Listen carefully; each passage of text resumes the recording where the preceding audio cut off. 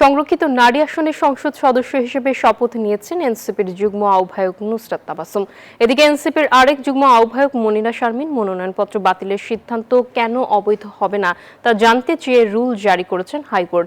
বুধবার দুপুর 12টায় স্পিকার হাফিজউদ্দিন আহমদের কাছ থেকে শপথ নেন নুসরাত তাবাসসুম। এরপর শপথ বইয়ে স্বাক্ষর করেন তিনি।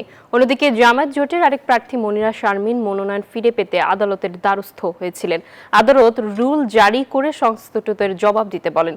মনিরা শারমিন অভিযোগ করেন, কালো আইন দিয়ে নারীর ক্ষমতায়নে বাধা দেওয়া হচ্ছে।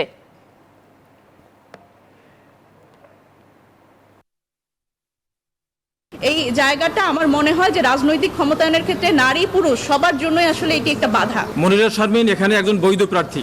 কারণ হলো আরপিওতে বলা আছে যে যদি কেউ রিজাইন করে এবং যদি কেউ রিটায়ার্ড হয় তারপরে 3 বছর অতিবাহিত না হলে তাহলে তিনি এমপি হিসেবে নমিনেশন পত্র সাবমিট করতে পারেন না।